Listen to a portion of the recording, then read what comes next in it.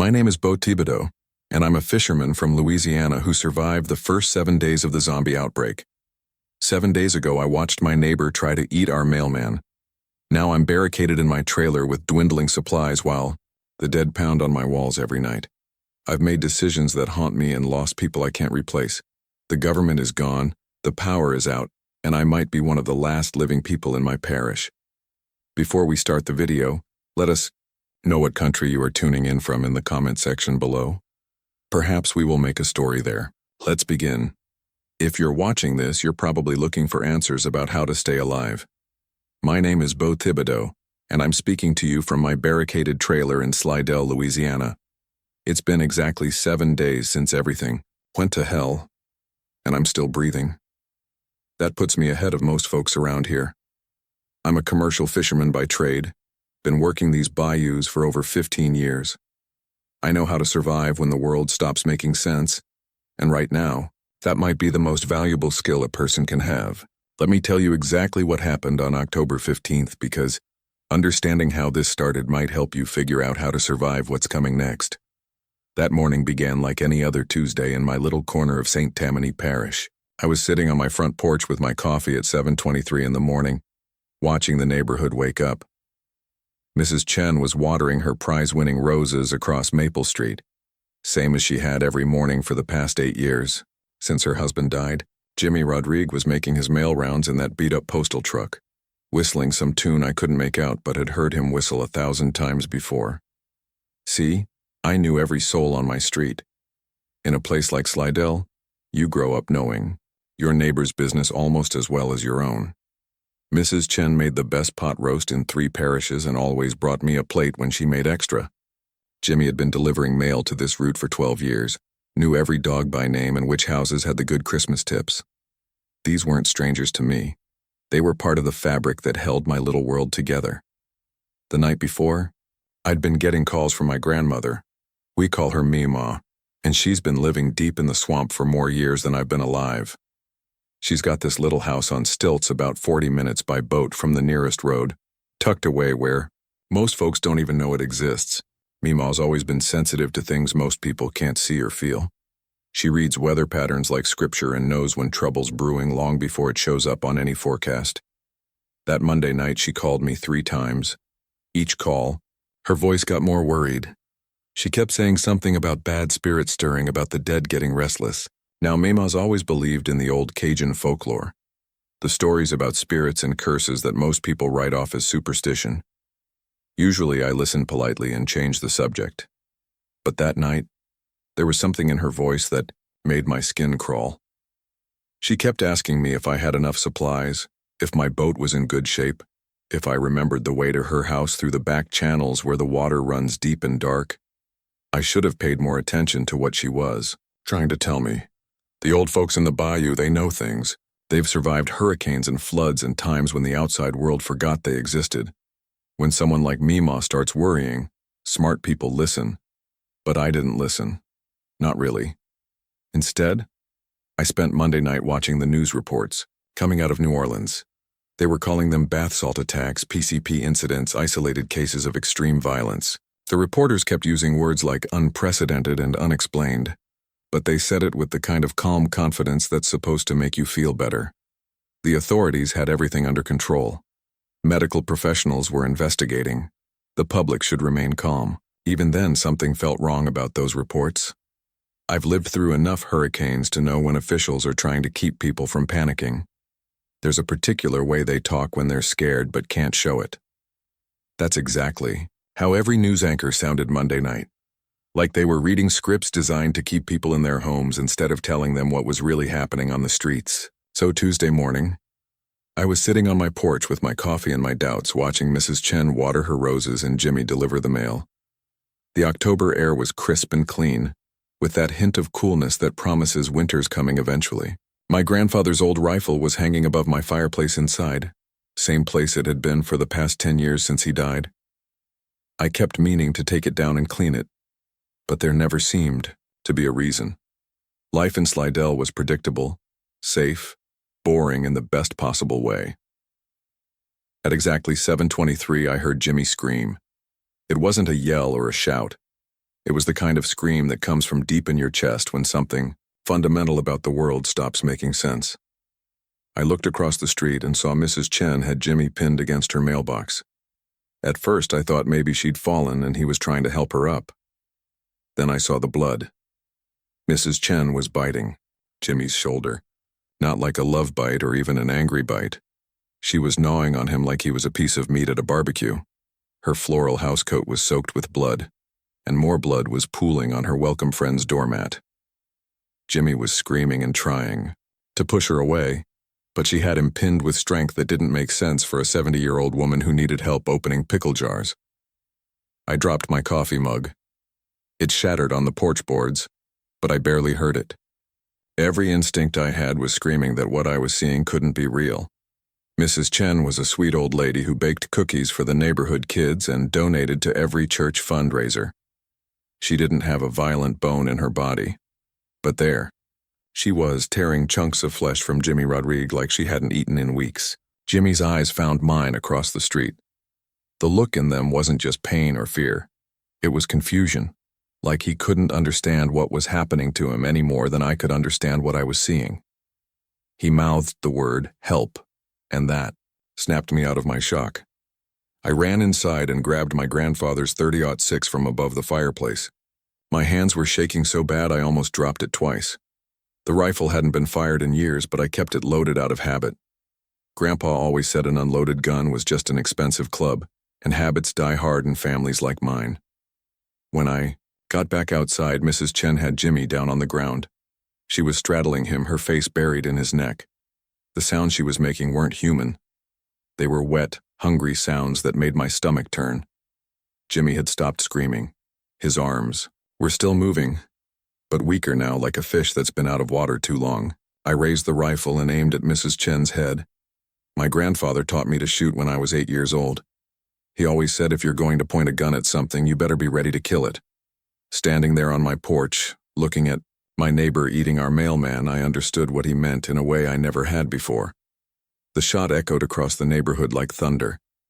Mrs. Chen's head snapped back, and she fell sideways off Jimmy. Blood and worse things splattered across. Her mailbox and the sidewalk. The smell hit me a second later. Gunpowder mixed with something metallic and wrong. Jimmy was still alive, but barely. The bite on his shoulder was deep enough that I could see bone. Blood was pumping out of wounds on his neck and arms.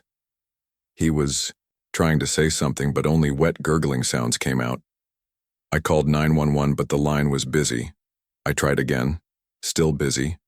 I kept trying while Jimmy bled out on Mrs. Chen's driveway, but I never got through. By the time Jimmy stopped breathing, other neighbors had come outside. Sarah Martinez from 2 doors down was crying and asking what happened. Old Pete from the corner house was staring at Mrs. Chen's body like he couldn't process what he was seeing. Everyone was looking at me like I had answers, like being the one who pulled the trigger made me an expert on whatever insanity was spreading through our quiet little neighborhood. I wish I could tell you that shooting Mrs. Chen felt like the right thing to do. The truth is, it felt like the end of the world I knew. I'd just killed someone I'd known for 8 years, someone who'd brought me pot roast and Christmas cookies. The fact that she was trying to eat Jimmy alive didn't make it feel any less like murder. But within the hour, I knew I'd made the right choice. Because by noon that same day, 3 more neighbors had turned into whatever Mrs. Chen had become. The first was Tommy Guidry from the house behind mine.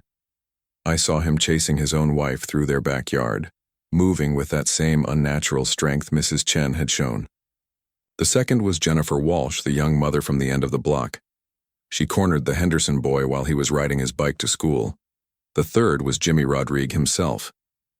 Jimmy had been dead for maybe 2 hours when he sat up in the puddle of his own blood and started looking around with eyes that weren't his anymore.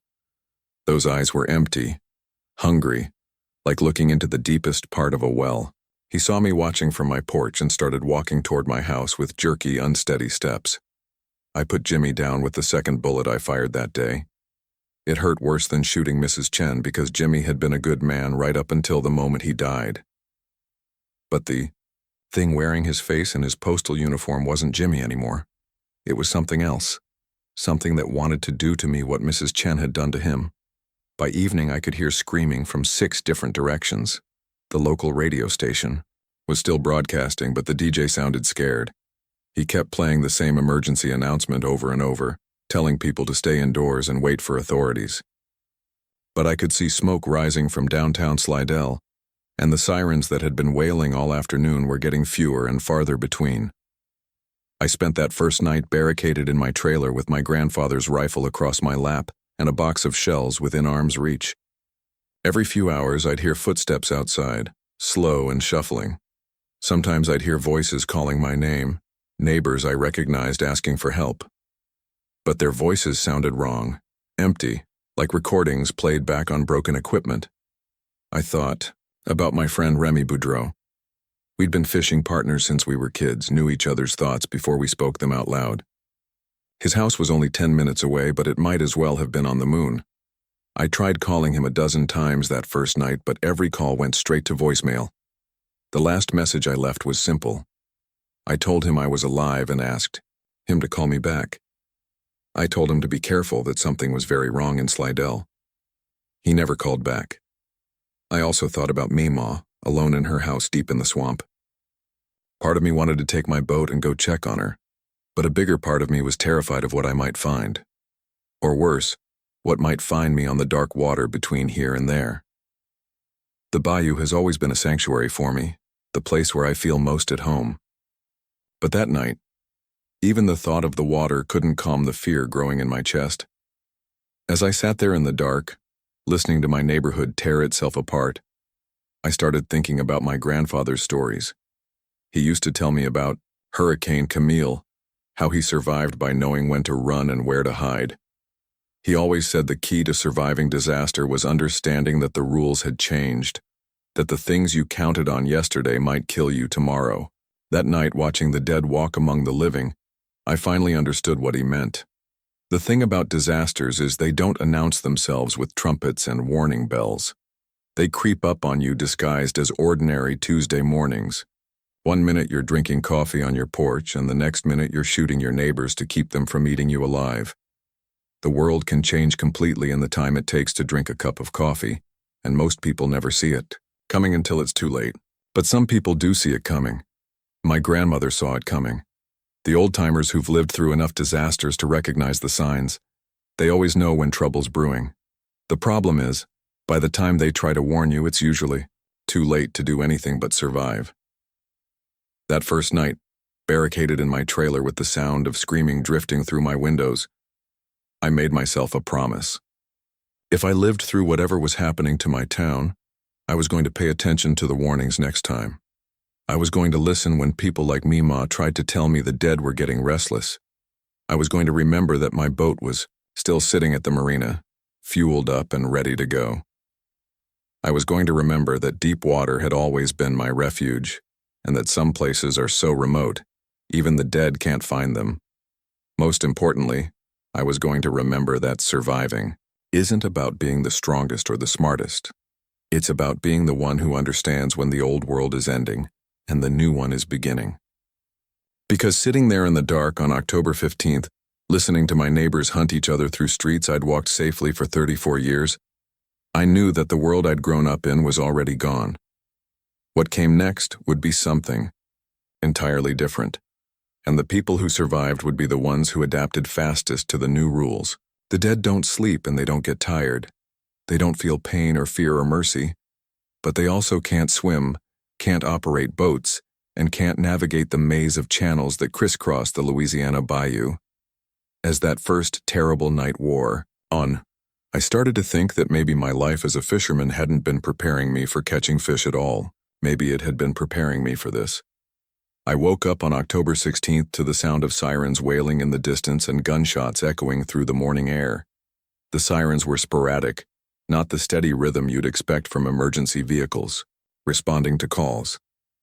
These sounded desperate, like the people driving them were running from something instead of running toward it. The gunshots were worse. They came in bursts, then long silences, then single shots that sounded final. Why, yeah. Trailer felt different that morning. The familiar creaks and settling sounds were still there, but underneath them was something new. A weight, like the air itself had gotten heavier overnight. I could smell smoke drifting through my windows, Not the clean wood smoke from someone's fireplace, but the acrid smell of things burning that weren't meant to burn. Cars, houses, maybe worse things I didn't want to think about. I tried calling 911 again, but the lines were still jammed. Every number I tried gave me the same busy signal or recorded message telling me to stay calm and wait for assistance. The local radio station was playing the same emergency broadcast on repeat, but the DJ's voice was getting more strained each time I heard it. Between announcements, I could hear him talking to someone off microphone, asking questions that nobody seemed able to answer. The first thing I did was take inventory of what I had. Food-wise, I was looking at maybe 2 weeks if I rationed carefully. I had canned vegetables, rice, dried beans, and a freezer full of fish that would last as long as the power held out. Water wasn't a problem yet since the taps were still running, but I filled every container I could find just in case. My grandfather's rifle had maybe 40 rounds of ammunition, which seemed like a lot until I started thinking about how many neighbors I might have to shoot. Around 9 in the morning, I heard voices outside. Real voices this time, not the empty calls I'd been hearing all night. Sarah Martinez was talking to Pete Henderson and the Johnson family from across the street. They were standing in Pete's front yard, speaking in the kind of hushed tones people use at funerals. I could see them through my bedroom window, but I stayed inside and listened. They were trying to organize some kind of neighborhood watch, talking about barricading the street and creating a safe zone. Sarah wanted to go house to house checking on people who hadn't come outside yet. Pete thought they should gather supplies and hole up in his house since it was the biggest. The Johnsons were arguing that they should try to reach the police station downtown. It sounded reasonable, the kind of community cooperation that might work during a normal emergency. But I'd seen what happened to Mrs. Chen and Jimmy. I'd watched my neighbors turn into things that wanted to eat human flesh. The idea of going door to door seemed like suicide, and gathering in one location just made everyone a bigger target. Still, these were my neighbors. Part of me wanted to go out there and help them figure this out. That part of me got smaller real quick when Tommy Guidry came around the corner. Tommy had been my neighbor for 6 years. He worked construction, coached Little League on weekends, and grilled burgers in his backyard every Sunday afternoon. The thing that came around the corner looked like Tommy, wore Tommy's clothes, and walked with Tommy's slight limp from an old work injury. But it wasn't Tommy anymore. The others saw him coming and started calling his name, asking if he was okay. Tommy didn't answer. He just kept walking toward them with that jerky, unsteady gait I'd seen from Jimmy's corpse the day before. Sarah was the first to realize something was wrong. She started backing away, telling the others to stay back, but Pete was already walking toward Tommy with his arms outstretched. Tommy grabbed Pete by the shoulders and bit down on his neck before anyone could react. The sound Pete made wasn't quite a scream. It was more like the noise a deer makes when it's been hit by a car, surprised and hurt and confused all at once. The others started screaming then, real screams that cut through the morning air like broken glass. I wanted to help them. Every decent instinct I had was telling me to grab my rifle and put Tommy down before he could hurt anyone else. But I'd learned something important the day before. Once you start shooting, you don't stop until everyone who needs shooting is dead. And I was beginning to understand that in this new world, that might be more people than I had bullets for. Sarah and the Johnsons ran toward their houses. Tommy dropped Pete and followed Sarah, moving with that same terrible strength Mrs. Chen had shown. I lost sight of them behind the houses, but I heard Sarah screaming until the sound cut off abruptly. Then there was silence that felt worse than all the screaming combined. Pete was still alive, bleeding from the bite wounds on his neck. I watched him try to crawl toward his front door, leaving a trail of blood across his perfectly manicured lawn. He almost made it before he collapsed face first into his prize-winning rose bushes. I waited for him to stop moving, then waited some more. Around noon, Pete sat up and looked around with those same empty, hungry eyes. I put Pete down from my bedroom window. One shot, clean through the head. It was easier the second time, which scared me more than the shooting itself. Getting used to killing people, even people who weren't really people anymore, felt like losing something important about myself. But holding on to old ideas about right and wrong seemed like a luxury I couldn't afford. The Johnsons never came back outside. I could see their house from my kitchen window, and the front door was hanging open like they'd left in a hurry. Their car was still in the driveway, keys probably still in the ignition. I thought about checking on them, but movement in their backyard caught my attention.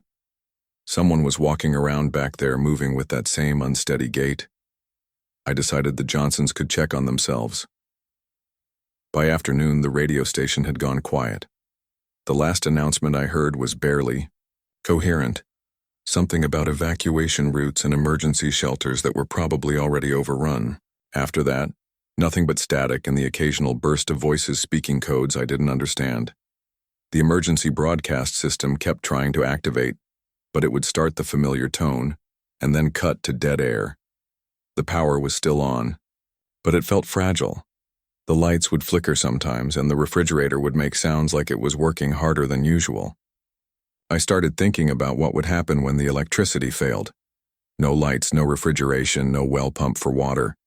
The modern world runs on electricity, and without it, we're all just a few days away from the Stone Age. I thought about my boat again. She was a 22-foot aluminum hull with a reliable outboard motor, sitting at Riverside Marina about 15 minutes from my house by car. I'd bought her 8 years ago with money saved from 3 good fishing seasons. She wasn't much to look at, but she was dependable and shallow-drafted enough to navigate the back channels where the water gets tricky. Most importantly, she was fueled up and ready to go. The marina was where I kept my serious fishing gear, the equipment that cost too much to leave lying around the house. I had nets, extra tackle, a portable fish finder, and enough fuel to run for days without stopping. There were also charts showing every channel, bayou, and backwater for 50 miles in any direction. In the old world, those charts were for finding good fishing spots. In this new world, they might be the difference between life and death. More than that, the boat represented freedom. Roads can be blocked, bridges can be destroyed, but water flows around obstacles. The bayou country of Louisiana is laced with waterways that most people don't even know exist. Channels that twist through marshland and cypress swamps, connecting lakes and rivers in patterns that seem random unless you've spent years learning to read them. I knew those waters like other people know the streets in their neighborhood. The thought of deep water was calling to me, but I wasn't ready to abandon everything yet. This was my home, my life, my community. Maybe the authorities would get control of the situation. Maybe medical professionals would find a cure or treatment. Maybe this whole nightmare would be over in a few days, and we could start rebuilding. That hope lasted until the 3rd day. October 17th started with complete silence. No sirens, no gunshots, no voices calling in the distance. The quiet was more unsettling than all the chaos had been. It felt like the eye of a hurricane, that false calm that comes right before the worst part hits. I made coffee and sat by my kitchen window, watching the street and trying to convince myself that silence was good news. Around 10 in the morning, the power went out. It didn't flicker or fade gradually. 1 second I was listening to static on the radio, and the next second everything electronic in my house went dead. The refrigerator stopped humming, the digital clocks went blank, and the electric heater that had been taking the chill off the morning air fell silent. The only sound left was my own breathing and the distant whisper of wind through the trees. I tried the faucets and got a trickle of water that quickly faded to nothing. Without electricity to run the pumps, the municipal water system was finished. I still had the containers I'd filled the day before, but that water wouldn't last long if the situation dragged on. More importantly, the power failure meant that whatever authorities were left had lost their ability to coordinate a response. No communications, no emergency services, no organized evacuation or rescue efforts. We were all on our own now, and most people had no idea how to survive without the infrastructure they'd depended on their entire lives. I spent that day watching my neighborhood through the windows. Occasionally I'd see movement, but I couldn't tell if it was survivors looking for help or the infected looking for their next meal. A few times I saw people running between houses, always alone, always moving like they were being chased. Nobody stopped to help anyone else. The social bonds that had held our community together were dissolving as fast as everything else.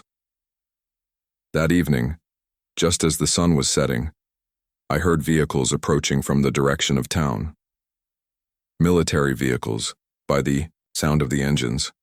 Heavy trucks moving in convoy formation, the kind of organized response I'd been hoping for since this whole nightmare started. I felt a surge of relief that almost brought tears to my eyes. Help had finally arrived. The odd convoy stopped at the main intersection about half a mile from my house. I could see lights and hear voices, soldiers setting up some kind of checkpoint or command post.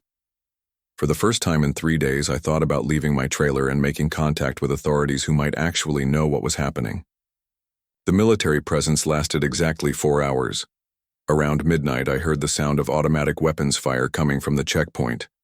Not the careful, aimed shots I'd been hearing from civilian firearms, but the rapid, sustained fire of military weapons. Someone was fighting a serious battle down there, and it was loud enough to wake the dead, which, as it turned out, might have been exactly what happened. The shooting continued for maybe 20 minutes, then stopped as suddenly as it had started. After that, silence again. I waited for voices, for radio chatter, for any sign that someone was still in control at the checkpoint. Instead, I heard vehicles starting up and driving away. By dawn, the intersection was empty except for abandoned equipment and stains on the asphalt that I didn't want to examine too closely. That was when I knew for certain that no help was coming. The military, with all their training and equipment and organization, had lasted 4 hours in Slidell. If they couldn't handle whatever was spreading through our town, then nobody could. The old world was officially over, and anyone who wanted to survive the new one would have to figure out how to do it alone. I started making serious plans to reach my boat. The marina was only 15 minutes away by car under normal circumstances, but these weren't normal circumstances. The roads might be blocked or worse, filled with infected people drawn by the sound of an engine. I needed to plan a route that avoided the main streets and kept me away from areas where people might have gathered. I also needed to move fast, enough to avoid being caught in the open, but carefully enough to avoid making noise that would attract attention. Most importantly, I needed to accept that once I left the trailer, I probably wouldn't be coming back.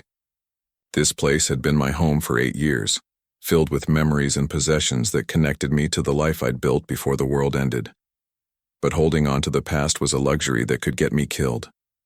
The future, whatever it looked like, was waiting for me on the water.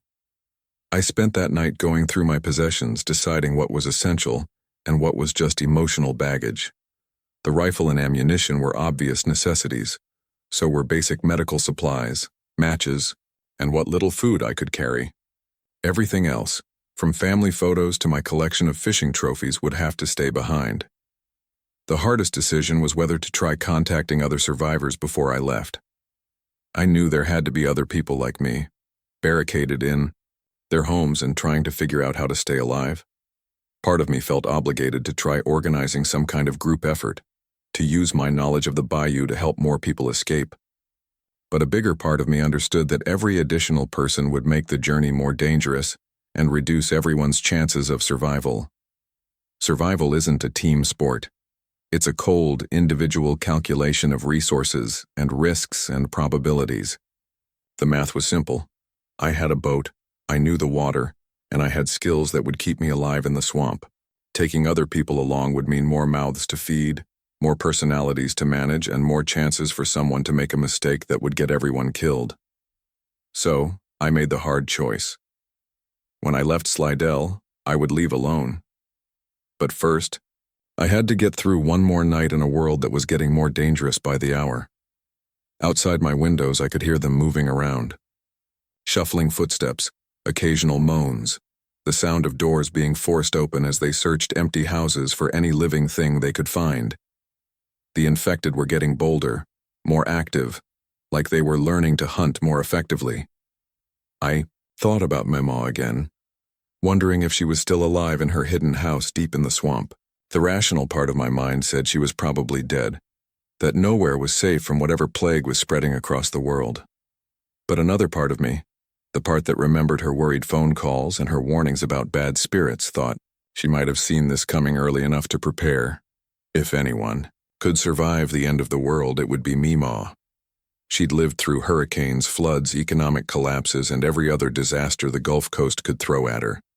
She knew how to live off the land, how to find food and fresh water.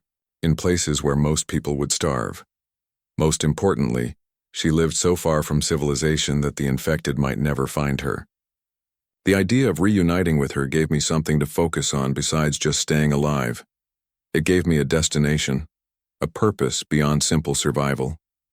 If I could reach my boat and navigate the maze of channels that led to her house, I might find the one person left in the world who truly understood what we were facing. But that was still 24 hours away. First, I had to survive another night in my trailer, listening to the dead hunt the living through streets that had once been the safest place I knew. Tomorrow, I would begin the journey that would either save my life or end it. Tonight, I just had to make sure I lived long enough to see the sunrise. The infected were getting closer to my trailer. I could hear them testing doors and windows, looking for ways inside houses they hadn't searched yet. It was only a matter of time before they found me, and when they did, this thin aluminum shell wouldn't protect me for long. I needed to be ready to run, fight, or hide at a moment's notice. But more than that, I needed to be ready to become someone different. The person who had lived peacefully in Slidell for 8 years was gone forever. What remained was something harder, more focused, with fewer illusions about human nature and the fragility of civilization. Tomorrow, when I made my break for the boat, that new person would be born. Tonight was just the long, dark labor that would bring him into the world. Day 4 began with the sound of a familiar voice calling my name from outside the trailer. It was Remy Boudreau, my fishing partner and best friend since we were kids, running barefoot through the marshes behind our houses. For a moment, my heart lifted with relief, so intense it made my chest ache. Remy was alive. After 3 days of silence of watching my neighborhood tear itself apart, I finally had confirmation that someone I cared about had survived this nightmare. I rushed to the window and saw him standing in my front yard, looking exactly like he always had. Same faded LSU cap, same work clothes stained with motor oil and fish scales, same easy stance that came from spending half his life on a boat deck. He was calling my name again, asking me to come outside, saying he needed help. His voice sounded tired but normal, like he'd been through hell but was still fundamentally the same person I'd known for 26 years. Every instinct I had was screaming at me to unlock the door and let him in. This was Remy. We'd weathered Hurricane Katrina together, helped each other through divorces and family deaths and lean fishing seasons. If anyone could be trusted in this insane new world, it was the man who'd had my back through every crisis of my adult life. I actually had my hand on the door lock before something made me pause. It was the way he was standing. Remy had taken a piece of shrapnel in his left leg during his tour in Afghanistan, and ever since then he'd favored it slightly when he walked.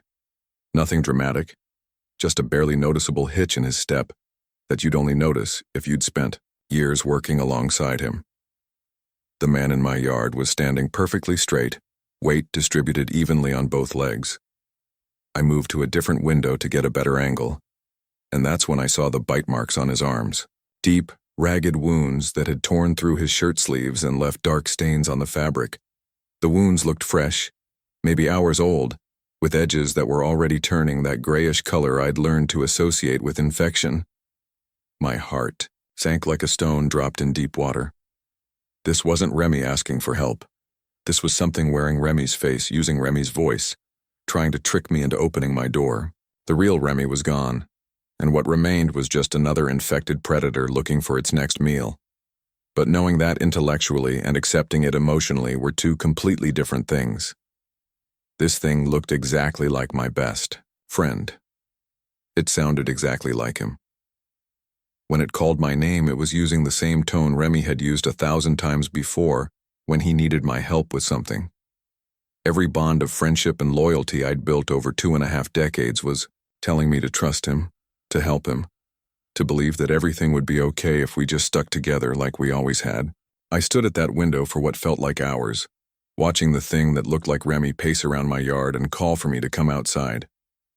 Sometimes it would sound frustrated, like the real Remy when he couldn't get his boat motor started. Other times it would sound worried, telling me he was hurt and needed medical attention.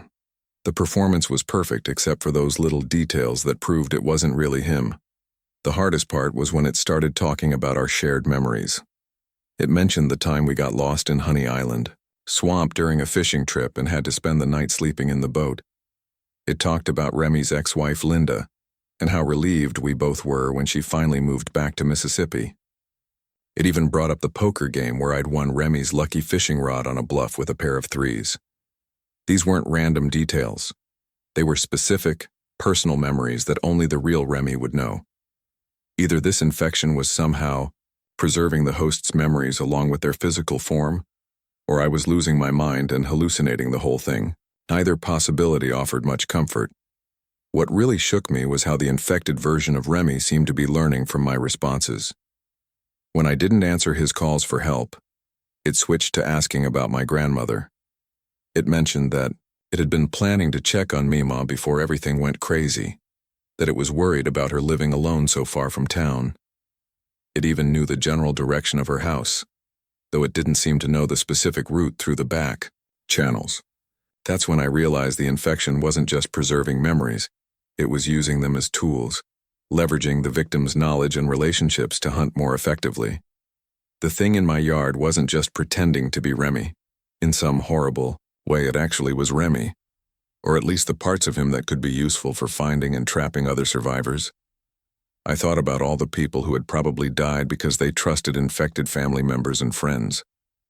How many parents had opened their doors to children who were no longer their children? How many spouses had let their infected partners back into their homes? The psychological warfare was almost worse than the physical threat. The infected weren't just hunting our bodies, they were weaponizing our love for each other. The fake Remy stayed in my yard until well past noon, sometimes calling out to me, sometimes just standing there with that patient stillness that the infected seemed to possess. Unlike living people, it never seemed to get tired or bored or distracted. It could apparently stand in one spot for hours without moving, like it was running on some kind of biological autopilot that didn't experience discomfort or impatience. Around 2 in the afternoon, it finally gave up and wandered off toward the next house.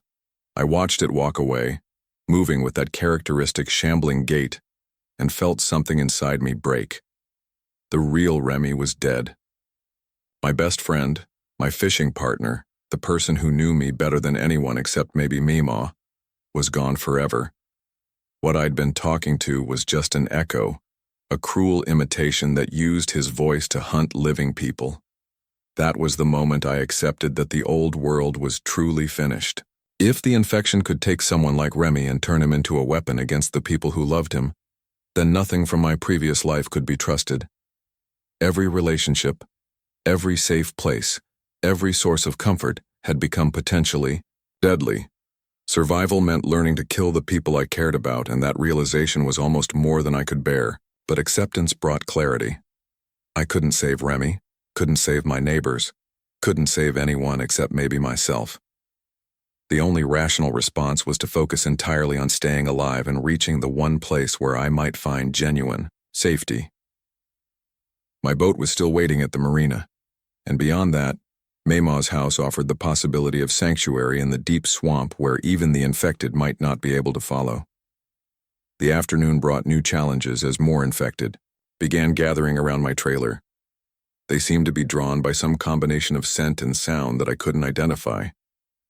Maybe they could smell that I was still alive, or maybe they could hear my heartbeat through the thin walls.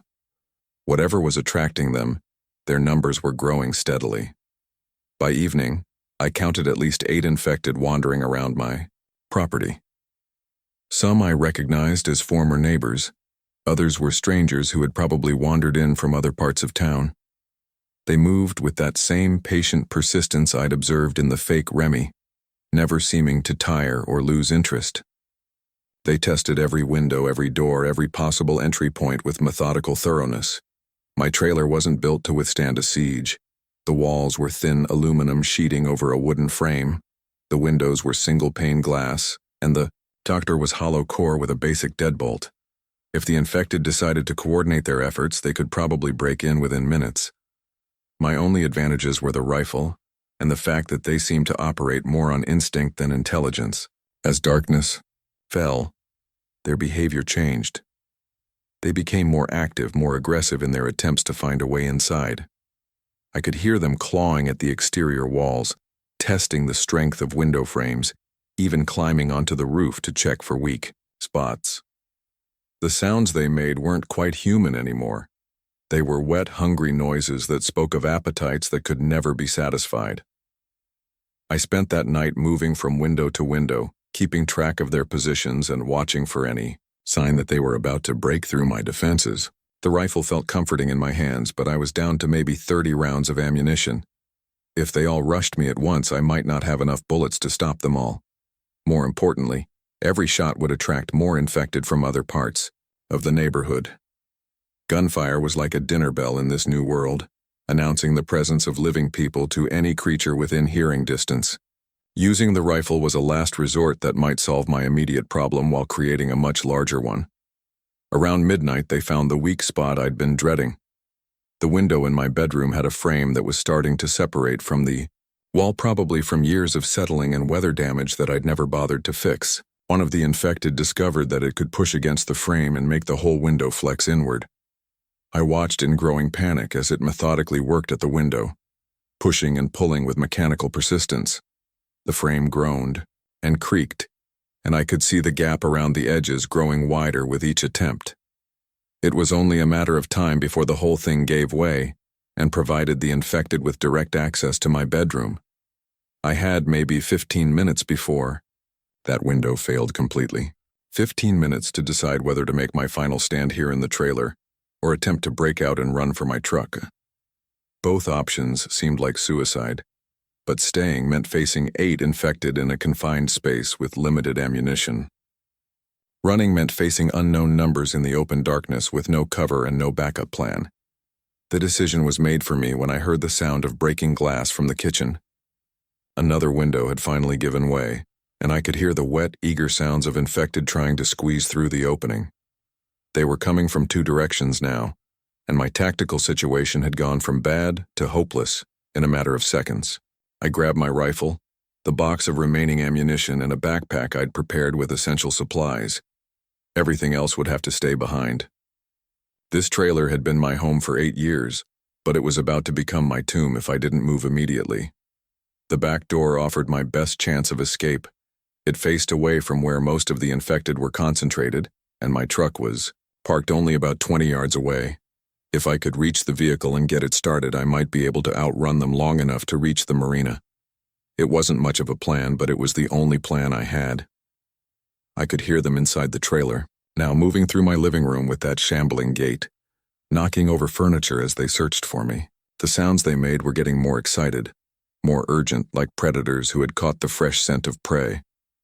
They knew I was close, and their patience was finally wearing thin. I unlocked the back door as quietly as possible and peered outside. The infected I could see were all focused on the other side of the trailer, drawn by the sounds of their companions breaking in through the windows. My truck sat in the darkness like salvation on 4 wheels, keys still in the ignition where I'd left them 3 days ago. The 20 yards between the door and the truck might as well have been 20 miles. Open ground with no cover, nowhere to hide if things went wrong. If any of the infected spotted me during the run, they would all converge on my position and trap me in the open. But staying in the trailer meant certain death, and at least running gave me a chance. I took a deep breath, said a prayer to whatever gods watch over desperate fishermen, and sprinted for my truck. The first 10 yards went perfectly. My feet found solid ground in the darkness, and I managed to avoid the various obstacles scattered around my backyard. The infected were still focused on getting inside the trailer, and none of them seemed to notice my escape attempt. For a moment, I thought I might actually make it. Then my boot caught the edge of an old boat trailer I'd forgotten was parked behind the house. I went down hard, landing on my shoulder with enough force to knock the wind out of my lungs. The rifle clattered across the gravel and my backpack split open, spilling supplies across the dark ground. The noise was like a gunshot in the quiet night.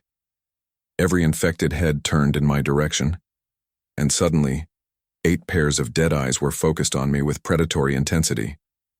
They began moving toward me with renewed purpose, no longer shambling but moving with surprising speed, for creatures that had seemed sluggish just moments before. I scrambled to my feet, grabbing the rifle and as many supplies as I could reach in. The darkness The truck was still 10 yards away, but the infected were closing fast. I could hear them behind me, moving through my scattered belongings with wet, eager sounds that made my skin crawl. I reached the truck just as the first infected rounded the back corner of the trailer. My hands were shaking as I turned the key, and for one heart-stopping moment the engine refused to turn over. The starter ground uselessly while dead hands slapped against the passenger side window. Then the motor caught, roared to life, and I slammed the truck into reverse. The infected didn't seem to understand that vehicles were dangerous. They surrounded the truck as I backed away from the trailer, clawing at the windows and doors with single-minded determination. I could see their faces pressed against the glass, mouths working soundlessly as they tried to bite through the barrier that separated them from their prey. I shifted into drive and pressed the accelerator, feeling the truck lurch forward as it knocked several infected aside. They didn't cry out in pain or try to avoid being hit. They just fell where the truck struck them and immediately began trying to get back up. Physical damage that would cripple or kill a living person seemed to barely slow them down. The road ahead was clearer than I'd expected. Most of the infected in the neighborhood had been drawn to my trailer by the noise and activity. I could see them in my rearview mirror, stumbling after the truck with persistent determination, but they were already falling behind. For the first time in days, I felt like I might actually survive the next few hours. The drive to the marina should have taken 15 minutes under normal circumstances. That night it took almost an hour. I had to detour around abandoned vehicles, navigate streets that were partially blocked by debris, and twice I had to reverse course when I encountered groups of infected that were too large to drive through safely. The town of Slidell looked like a war zone. Houses were burning unattended, casting dancing shadows that made every movement seem threatening. Abandoned cars sat with their doors hanging open, some showing obvious signs of violence. Bodies lay in the streets, though I couldn't tell if they were truly dead or just waiting for something to disturb them. Most disturbing were the signs of failed escape attempts. Suitcases scattered across parking lots where families had been caught while trying to evacuate. Children's toys dropped on sidewalks by parents who no longer had children to carry them. The evidence of human tragedy was everywhere, a testament to how quickly our ordered world had collapsed into chaos. But I also saw signs of resistance. Barricaded houses where survivors were still holding out, their windows boarded up and their yards protected by improvised barriers, burned areas where someone had tried to create fire breaks to stop the spread of infection. Even a few spray-painted messages on walls, communications between survivor groups that gave me hope that others were still fighting. The marina appeared, through the darkness like an island of possibility in an ocean of despair. Most of the boats were still there, their owners probably dead or infected before they could attempt an escape by water. My aluminum fishing boat sat exactly where I'd left her, looking small and vulnerable but representing the difference between life and death. I parked the truck as close to the dock as possible and gathered my remaining supplies. The rifle, what was left of my ammunition, some basic food and water, and the navigation charts that would guide me through the maze of channels that led to Mama's house. Everything else was luxury I couldn't afford. The boat started on the first pull, her reliable outboard motor purring to life like she'd been waiting patiently for my return. I cast off the dock lines and eased away from shore, feeling the familiar sensation of water supporting the hull beneath me. For the first time in 4 days, I was in my element, on the water where I belonged. As I navigated out of the marina and into the main channel, I looked back at the town that had been my home for 8 years. Fires were still burning in several locations, painting the night sky with an orange glow that spoke of continuing destruction. Somewhere in that chaos, people were still fighting for their lives against an enemy that used their own loved ones as weapons. I thought about the infected version of Remy, probably still wandering through empty houses looking for survivors to hunt. I thought about Mrs. Chen and Jimmy and all the other neighbors who had become something else, something hungry and relentless and wrong. Most of all, I thought about the choice I'd made to save myself instead of trying to help others escape. That choice felt like cowardice, but it also felt like survival. In the old world, abandoning your community would have been unforgivable. In this new world, it might be the only rational response to impossible circumstances. The infected had weaponized our compassion, turned our instinct to help each other into a vulnerability that could get us killed. As I headed deeper into the bayou, following channels, I'd navigated hundreds of times before. I wondered what kind of person I was becoming. The old Beau Thibodeau had been someone who helped his neighbors, who believed in community and cooperation and doing the right thing. The new version was harder, more focused on individual survival, willing to make choices that would have horrified his former self. But maybe that transformation was necessary.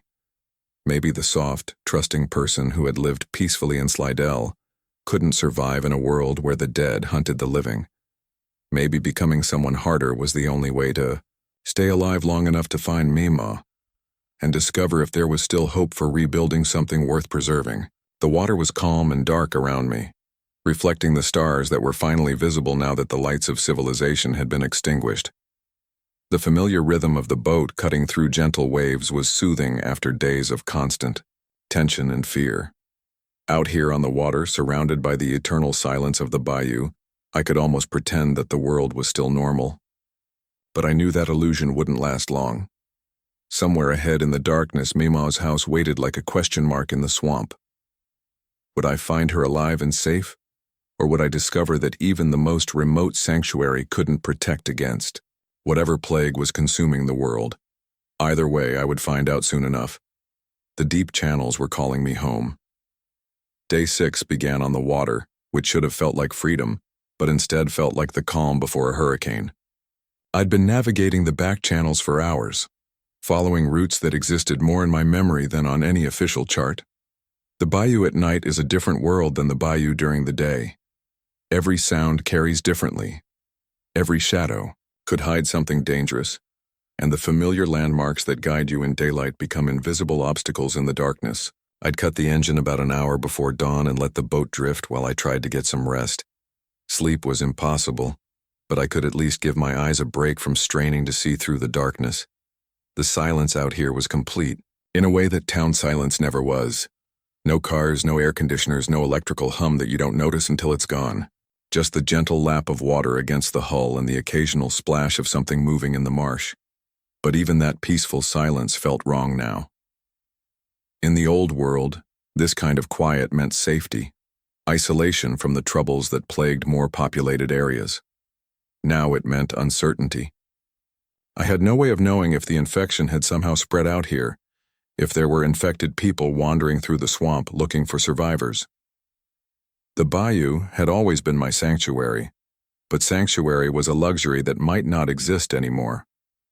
As the sun rose, I got my first good look at how much the world had changed even out here.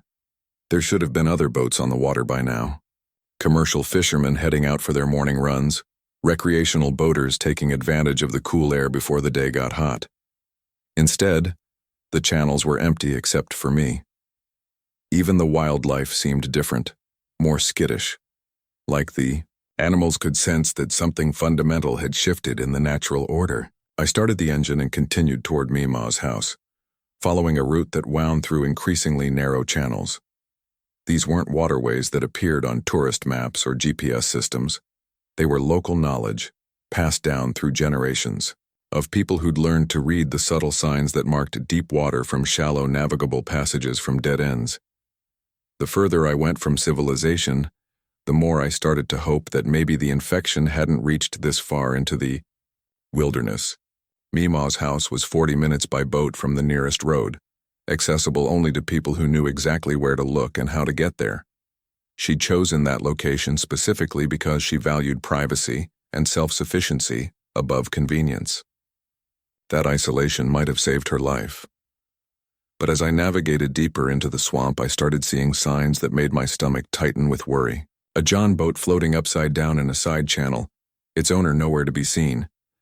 An abandoned camp on a small island, with supplies scattered around like someone had left in a hurry.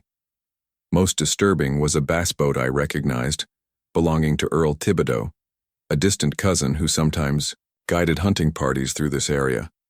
Earl's boat was run aground on a muddy bank, its hull damaged like it had been driven at full speed into the shore.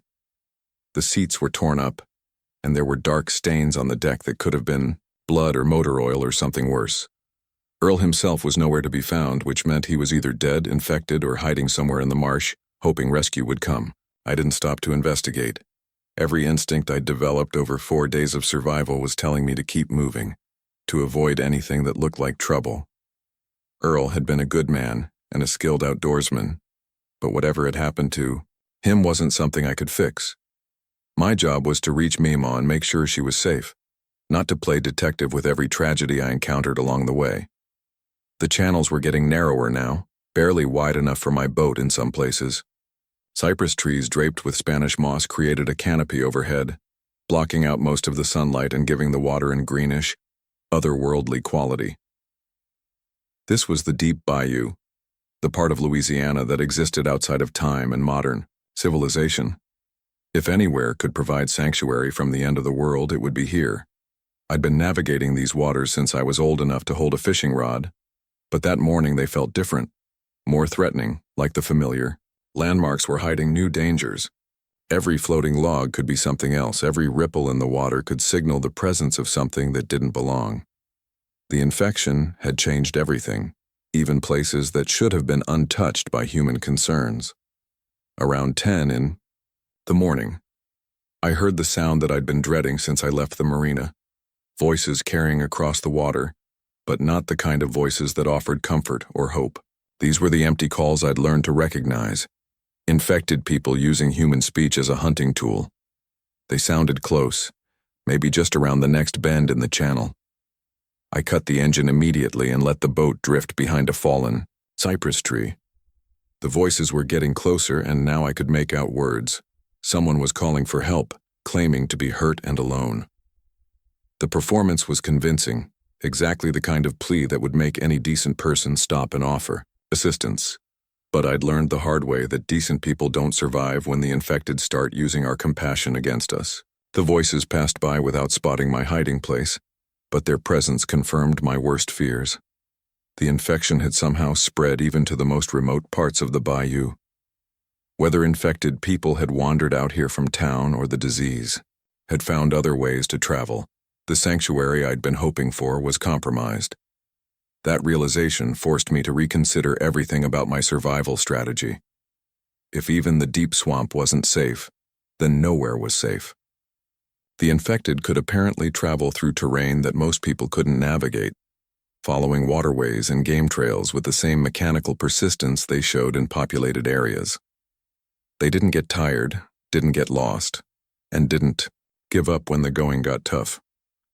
I waited an hour before starting the engine again, listening carefully for any sign that the infected were still in the area. The silence that followed was reassuring, but I knew it could be deceptive. The infected were learning to be patient, to wait for the right moment to strike. They might be watching me right now, planning an ambush further down the channel where I couldn't turn around or escape. The last stretch to Mama's house took me through a maze of channels that twisted and doubled back on themselves like a puzzle designed to confuse outsiders. I'd made this trip hundreds of times over the years, but never under these circumstances. Every turn could reveal new dangers. Every shadow could hide something waiting to kill me. Finally, I rounded the last bend and saw Mima's house rising from the water on its cypress pilings. The sight should have filled me with relief, but instead, I felt a new kind of dread. The house looked intact, undamaged by fire or violence, but it also looked empty, abandoned, like no one had been there for days. Mima's pirogue wasn't tied to its usual spot beside the dock. Her fishing lines weren't set in their normal positions around the house. Most telling, there was no smoke rising from the chimney despite the cool morning air that would normally have her stoking the wood stove for warmth and cooking. I approached the dock slowly, scanning for any sign of movement or life. The silence around the house was absolute, broken only by the gentle lap of water against the pilings. Even the wildlife seemed to be avoiding the area, which in bayou country was usually a sign that predators were nearby. I tied off my boat and climbed onto the dock, rifle ready and senses alert for any threat. The wooden planks creaked under my weight, sounds that had always been comforting but now seemed dangerously loud. If there were infected people in the area, they would hear me coming long before I saw them. The front door of the house was standing open, which immediately set off alarm bells in my mind. Mema never left doors open, not even in the middle of summer when the heat became unbearable. She was too practical, too conscious of security to leave her home exposed to whatever might wander out of the swamp. An open door meant either she'd left in a hurry or something had forced its way inside. I called her name softly, hoping to hear her familiar voice respond from inside the house. Instead, I heard something that made my blood run cold. Movement from the back room, slow and shuffling, like someone walking with great difficulty. But Mema was spry for her age. Moved, with the quick efficiency of someone who'd spent her entire life working with her hands. This sound was wrong, mechanical, like the movement of the infected I'd learned to recognize. My worst fear was being confirmed. Mema was either dead or she'd become one of them, another victim of the plague that was consuming everything I'd ever cared about. The woman who'd raised me after my parents died, who'd taught me everything I knew about surviving in the wilderness, who'd warned me about bad spirits stirring just days before the world ended, was gone. I wanted to run. Every survival instinct I'd developed was telling me to get back in the boat and find somewhere else to hide. But I couldn't leave without knowing for certain what had happened to her.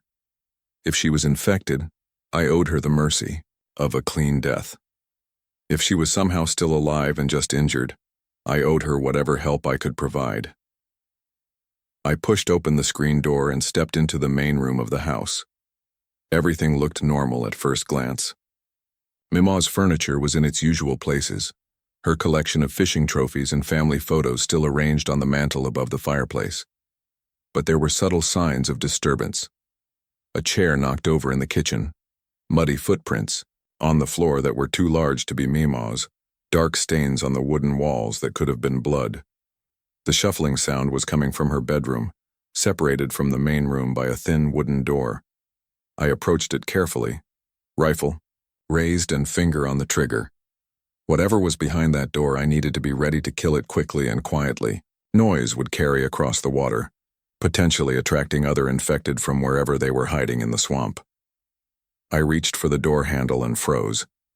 There was a piece of paper tacked to the wooden frame, held in place with one of Mema's sewing pins. The handwriting was unmistakably hers, the careful script she'd learned in a one-room schoolhouse more than 70 years ago. The message was brief but clear. Beau, if you're reading this, I went to check on the Boudreaux boy. Something's wrong with him. Back channels to the fishing camp. Be careful of the water spirits. They're not sleeping anymore. Love, Mema. The date on the note was October 15th, the same day everything started going wrong in Slidell. Mema had seen trouble coming and gone to help Remy before I'd even witnessed Mrs. Chen attacking Jimmy. She'd followed her instincts about bad spirits, stirring and tried to save my best friend while I was still drinking coffee on my porch and ignoring the signs. The shuffling sound from the bedroom was getting louder, more agitated, like whatever was in there had heard me moving around. I had to know what was behind that door, but I also had to accept that it probably wasn't Mema. If she'd gone to check on Remy and hadn't returned, then either she was trapped somewhere in the swamp or she'd become another victim of the infection. I opened the bedroom door quickly, ready to shoot whatever came at me. Instead, I found myself face to face with something that defied immediate explanation. It was an alligator, maybe 8 feet long, thrashing around in the confined space between Mema's bed and the far wall. But there was something wrong with it beyond just being trapped in a bedroom. The gator's eyes were milky white, clouded over like cataracts, but somehow still aware and hostile. Its movements were jerky, unnatural, like a machine trying to replicate the fluid motion of a living predator. Most disturbing were the wounds along its sides, bite marks that looked human in size and shape, but too numerous and deep to have come from any person who survived the encounter. I backed out of the room, quickly, and slammed the door. Whatever infection was spreading through the human population had apparently jumped species, turning apex predators into something even more dangerous than they'd been before. An infected alligator was a nightmare scenario I hadn't even considered, a killing machine that could move through water and swampland with equal ease. The implications were staggering. If the infection could affect wildlife, then the entire ecosystem of the bayou had become a potential threat. Every snake, every bear, Every animal large enough to do serious damage could become a vector for whatever plague was consuming the world. The wilderness that I'd counted on for sanctuary had become just another hunting ground for things that wanted to kill me. I searched the rest of the house quickly, looking for any clue about where Mima might have gone or what had happened to her. In the kitchen, I found supplies missing from her usual stores. Food, water, medical supplies, everything she would need for an extended trip into the swamp. She'd packed deliberately, which meant she'd been thinking clearly when she left. More importantly, her shotgun was missing from its place beside the back door. Mima might have been in her 70s, but she was still a crack shot who'd been hunting these swamps longer than I'd been alive. If she was armed and had left voluntarily, there was still hope that she was alive somewhere, waiting for the danger to pass. The note mentioned back channels to the fishing camp, which meant she'd gone to the old family camp where Remy sometimes guided hunting parties. It was another hour deeper into the swamp, accessible only by a route that wound through some of the most isolated waterways in the parish. If Mima was there, and if she was still alive, then I had a chance of finding the one family member who might have survived this nightmare. But getting there would mean navigating infected waters in broad daylight, potentially running into more diseased wildlife or infected people who'd followed the same channels.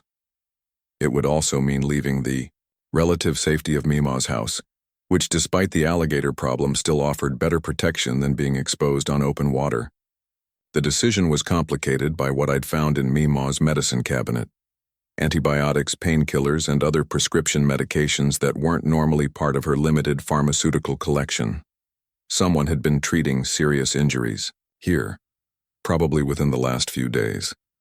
The question was whether Mima had been helping an injured person or treating herself after some kind of attack.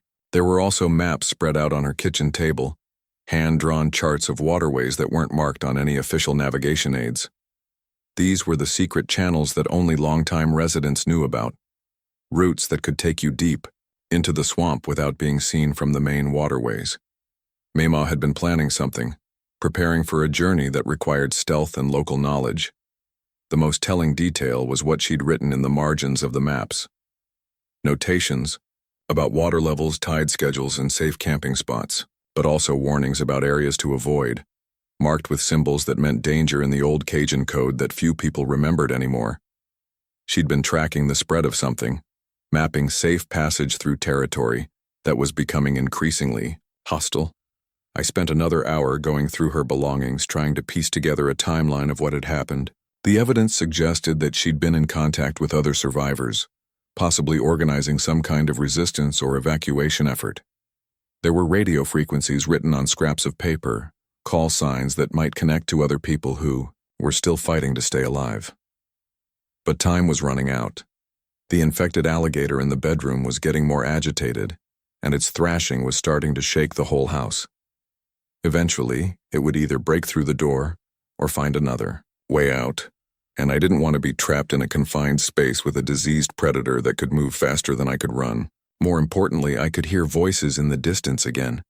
The same empty calls I'd encountered earlier, but closer now and seemingly more numerous. The infected were converging on this area, drawn by some signal I couldn't identify. Maybe they could smell living human scent, or maybe they were following some kind of hive instinct that guided them toward potential prey.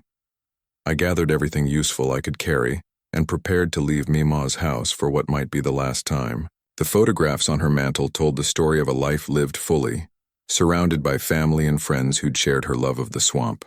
Now those same waterways were becoming hunting grounds for things that had once been human, and the sanctuary she'd built was just another way station in a journey toward an uncertain future. The boat felt small and vulnerable as I pushed away from the dock. Behind me, Mima's house stood empty except for the diseased alligator still thrashing in her bedroom. Ahead lay the back channels that might lead me to her current location, or might lead me into an ambush that would end my survival. Story before I could find out what happened to the last person in the world I truly cared about. The water was calm and dark, reflecting the midday sun like a mirror that showed a world where everything familiar had become strange and dangerous. I started the engine and pointed the bow toward the deeper swamp, following maps that promised either reunion or death. Either way, I would know the truth soon enough. The channels ahead were narrow and winding, barely wide enough for my boat in places. Spanish moss hung so low it brushed against my face as I passed underneath, and the cypress trees formed walls on either side that blocked out most of the sunlight. This was the heart of the bayou, where the water ran deep and black and the wildlife followed rules that civilization had never touched. If Mama was still alive, she would be somewhere in this maze of waterways, probably armed and dangerous, and suspicious of anyone who approached her refuge. If she was dead, then I was about to discover whether the infection had claimed the last link to my old life. Either way, the next few hours would determine whether my survival story had a future worth fighting for. Day 7 started in the deep channels where the water runs black and the cypress trees block out most of the sky. I'd been following Mima's hand-drawn maps for hours, navigating waterways that existed more in memory than reality. These weren't channels that appeared on any official chart. They were family secrets, passed down through generations of people who'd learned that sometimes survival meant knowing places where the outside world couldn't follow. The fishing camp appeared through the morning mist, like something from a half-remembered dream. It was a simple structure built on stilts, weathered cypress planks that had been gray for longer than I'd been alive. My great-grandfather had built it in the 1930s as a hunting lodge, and 3 generations of Thibodeau men had used it as a refuge when the world got too complicated. If Mama had gone anywhere to wait out the end of civilization, it would be here. But something was wrong with the picture. The camp looked intact, undamaged by violence or fire, but it also looked abandoned in a way that made my chest tighten with worry. The pirogue that should have been tied to the dock was missing. The fishing lines that Mima always kept set around the platform were gone. Most telling, there was no smoke rising from the chimney despite the cool morning air that would have anyone with sense keeping a fire burning for warmth. I approached slowly, cutting the engine and letting momentum carry my boat toward the dock. The silence around the camp was absolute in a way that felt unnatural. Even the wildlife seemed to be avoiding the area, which in bayou country usually meant predators were nearby. But these weren't the normal predators that belonged in this ecosystem. Something else had claimed this territory, something that made even the alligators and water moccasins seek safer hunting grounds. As I got closer, I could see signs of recent activity. Muddy footprints on the dock planks, some human-sized but others that belonged to creatures I couldn't immediately identify. Scattered gear that looked like it had been dropped in haste. Dark stains on the wooden railings that could have been blood or something worse. The camp had seen violence recently, but I couldn't tell who had won the fight. I tied off my boat and climbed onto the dock with my rifle ready.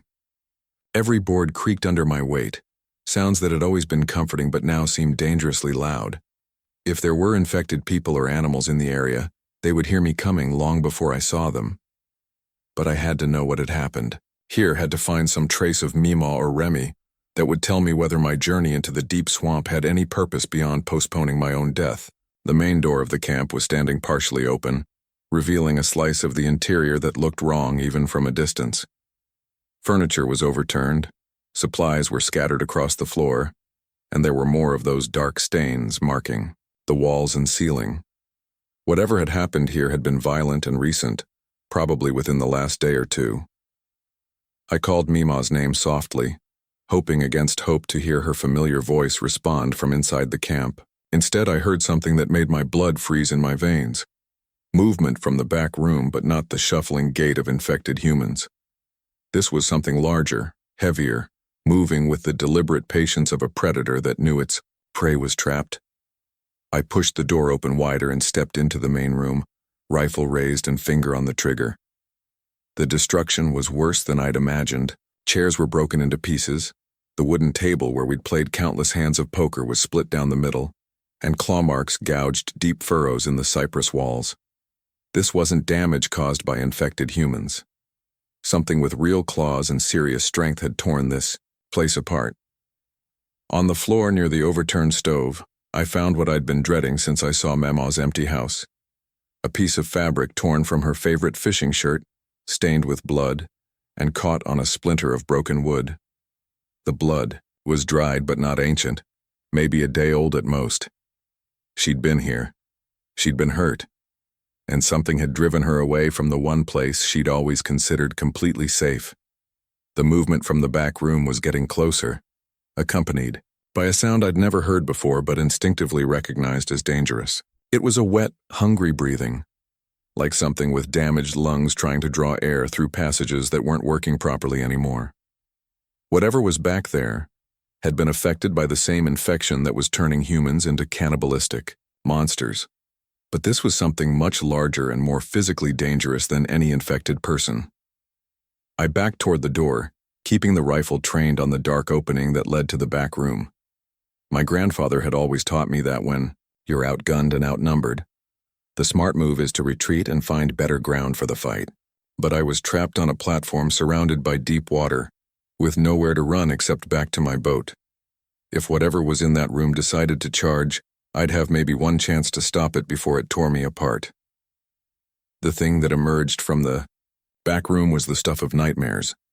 A black bear that had been twisted by infection into something that defied natural law. Its eyes were clouded white like the alligator I'd found in Mima's bedroom, but they still tracked my movement with predatory intelligence. Its fur was matted with dried blood and other substances I didn't want to identify. Most disturbing were the wounds covering its body, bite marks and tears that should have been fatal but had somehow healed into infected, weeping sores. The bear moved with the same mechanical persistence I'd seen in infected humans, but its size and strength made it exponentially more dangerous. An infected person might be able to overpower an average adult, but an infected bear could tear through any defense I might improvise. My rifle had enough stopping power to kill a normal bear with good shot placement, but this thing had already survived injuries that should have dropped it permanently. I fired at center mass, aiming for the heart and lungs that would stop any normal animal. The bullet struck home with a wet impact that should have been immediately fatal. Instead, the bear barely staggered. It kept coming toward me with that terrible mechanical patience, bleeding from the fresh wound but showing no sign of being seriously affected by what should have been a killing shot. I fired again, this time aiming for the head. The bullet caught the bear in the shoulder instead as it moved, spinning it around but not stopping its advance.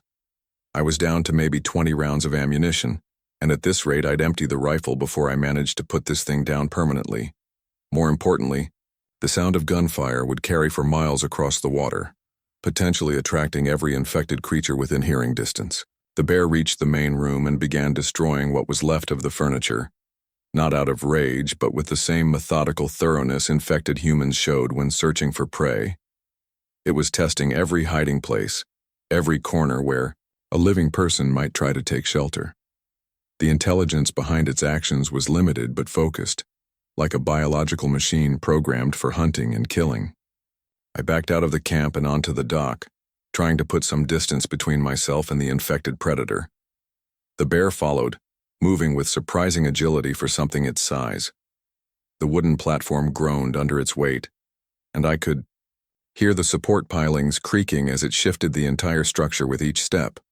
My boat was tied at the end of the dock, maybe 20 feet away, but it might as well have been 20 miles. The bear was between me and my only means of escape, and it seemed to understand that I was trapped. It moved with the patience of something that knew its prey had nowhere to run, taking its time to position itself for the killing strike. I aimed for the head again, trying to find the angle that would penetrate the skull and reach whatever was left of the brain. The shot was good, I could see the impact, but the bear kept coming. Whatever infection had transformed it had also made it incredibly resilient to the kind of physical damage that would stop any normal animal.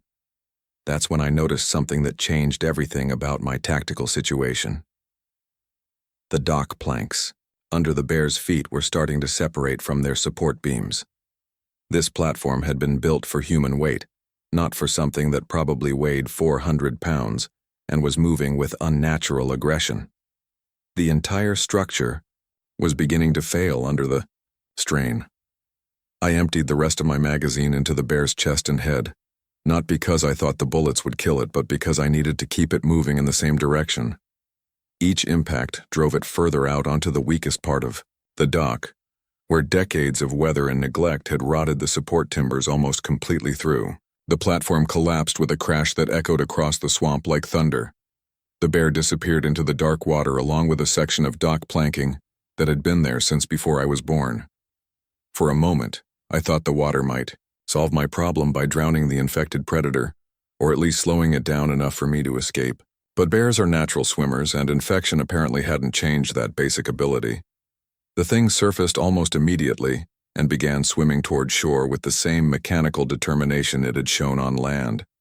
Water that would slow down infected humans was just another environment for this creature to hunt in. I ran for my boat, untying the lines and starting the engine in record time. The bear reached the shallows and began wading toward the remaining section of dock just as I pulled away from shore. The look in its clouded eyes was pure hunger, the same empty appetite I'd seen in every infected creature since this nightmare began. As I headed back into the main channel, I tried to process what I'd learned at the fishing camp. Meemaw had been there recently. She'd been injured in some kind of attack, and she'd either escaped or been taken by whatever had destroyed the camp.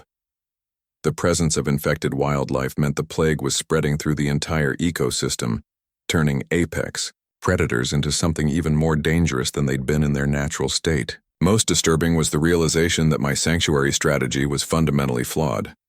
I'd been thinking like the infection was a human problem that could be avoided by reaching remote areas where people rarely went. But if the disease could jump to wildlife, then nowhere in the natural world was truly safe. Every animal large enough to pose a threat had become a potential killing machine with no fear, no pain response, and no instinct for self-preservation. The implications were staggering when I thought about the broader ecosystem.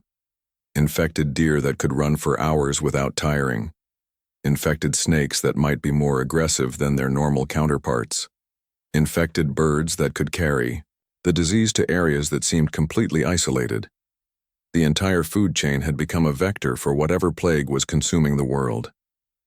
But there was still hope in what I'd found at the camp. Meemaw's torn shirt suggested she'd been injured but not necessarily killed. If she was as resourceful as I believed, she might have escaped whatever attacked the camp and found another refuge deeper in the swamp. The hand-drawn maps I'd found at her house showed dozens of locations where someone with local knowledge could hide indefinitely. More importantly, there had been signs of preparation at both locations. Food stores, medical supplies, ammunition, everything someone would need for an extended period of isolation. Meemaw hadn't just been reacting to the crisis. She'd been planning for it, following some instinct or information that had warned her about what was coming. I thought about her phone calls the night before everything started, her warnings about bad spirits stirring and the dead getting restless. The old folks in the bayou had stories about times when the natural order got turned upside down, when the spirits that normally stayed quiet became active and dangerous. Most people dismissed those stories as superstition, but maybe they were folk memories of previous outbreaks that had been contained before they could spread globally.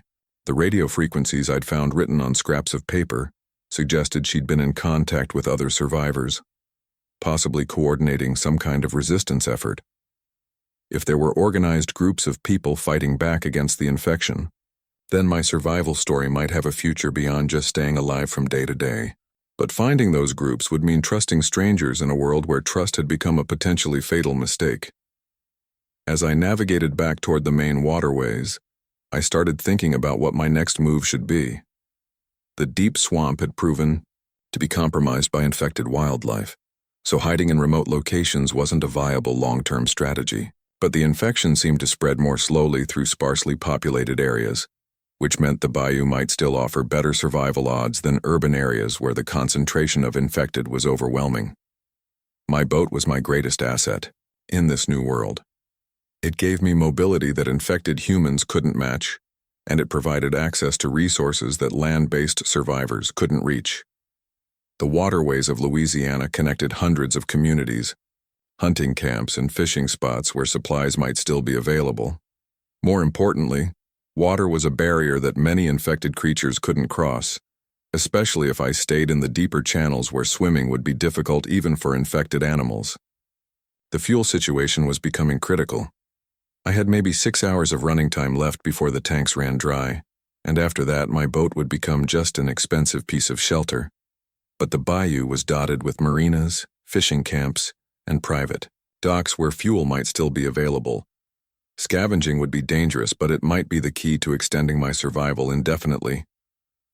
I also needed to think about long-term food sources. The fish in these waters were probably still safe to eat, assuming the infection couldn't survive in aquatic environments. My fishing gear was still intact, and I knew every productive spot within a 50-mile radius. If I could establish a mobile base of operations on the water, I might be able to sustain myself indefinitely while searching for other survivors or waiting for the infection to burn itself out. But the psychological toll was becoming harder to ignore. 7 days of constant vigilance, of making life or death decisions every few hours, of watching everything familiar transform into something hostile and wrong. I was starting to understand why some survivors might choose to give up rather than continue fighting against impossible odds. The will to live required more than just physical resources. It required hope that the future might be worth surviving for. That hope came from an unexpected source as I rounded a bend in the main channel. There, tied to a cypress tree in a small cove, was Maymaw's pirogue. The small wooden boat was empty but undamaged, hidden in a location that could only be reached by someone who knew the secret routes through the shallow water. She was alive. She was thinking clearly, and she was leaving me clues to follow. I secured my boat next to the pirogue and searched the area for any sign of where she might have gone. The muddy bank showed footprints leading into the marsh, but they were mixed with tracks from other creatures that I couldn't immediately identify. Whatever direction she'd taken, she wasn't traveling alone, and some of her companions might not be entirely human anymore. But the presence of the pirogue proved that she'd made it out of the fishing camp alive and had enough time to plan her next move. The boat was positioned to be invisible from the main channel but accessible to anyone who knew where to look. It was a message, a breadcrumb trail left by someone who understood that other survivors might be following the same route. Inside, the pirogue, wrapped in oilcloth to protect it from moisture, I found another note in Maymaw's careful handwriting. The message was longer this time, more detailed, and it contained information that changed everything about my understanding of what was happening in the bayou. Bo, the sickness is in the water spirits now. They're waking up things that should stay sleeping. Found others at the old oil platform. Good people who know how to fight. Water is still safe if you stay in the deep channels, but don't drink from the shallows. The dead can't swim, but they're learning to use boats. Head for the platform when you get this. Love, Maymaw. The old oil platform was 40 miles downstream, an abandoned drilling structure that had been sitting empty for 20 years since the company that built it went bankrupt. It was accessible only by water, surrounded by deep channels that would be difficult for infected creatures to cross. If Maymaw had found other survivors there, it might represent the first real hope I'd encountered since this nightmare began. But 40 miles was a long journey in infected waters, especially with my fuel running low. I'd have to navigate through areas I hadn't traveled in years, following channels that might be blocked or compromised. More importantly, I'd be trusting that the platform was actually controlled by living humans and not some kind of trap set by infected people who'd learned to use deception as a hunting tool. The decision came down to a simple choice between hope and fear. I could continue hiding in the deep swamp, scavenging supplies and avoiding contact with anyone else until my resources ran out or something killed me. Or I could take the risk of seeking out other survivors, accepting the possibility of finding community and cooperation in a world that had become dominated by violence and hunger. I chose hope. Whatever was waiting at the oil platform, it had to be better than slowly dying alone in the wilderness. Maymaw had survived 7 days of this nightmare and was apparently thriving well enough to help organize a resistance group. If she believed the platform was safe, then it was worth the risk of trusting her judgment one more time. I studied the navigation charts that would take me to the platform, plotting a route that avoided the most populated areas where infected humans might be concentrated. The journey would take most of the day, assuming I didn't encounter obstacles that forced me to detour through unfamiliar waters. But if I could reach the platform before dark, I might find the first good news since Mrs. Chen tried to eat our mailman 7 days ago. The engine started with its familiar, reliable purr, and I headed downstream toward whatever was waiting at the abandoned oil platform. Behind me, the deep swamp held all the memories of my old life, everything I'd been before the world ended. Ahead lay uncertainty, but also the possibility that survival might mean more than just staying alive from day to day. The water was calm and dark, reflecting the afternoon sun like a mirror that showed a world where everything had changed, but the basic human need for community and connection remained constant. If Mama was right about finding good people who knew how to fight, then maybe the story I was telling wouldn't end with my death in some forgotten corner of the bayou. Maybe it would end with the beginning of something new, something built from the ashes of the old world by people who'd learned to adapt when adaptation was the only alternative to extinction.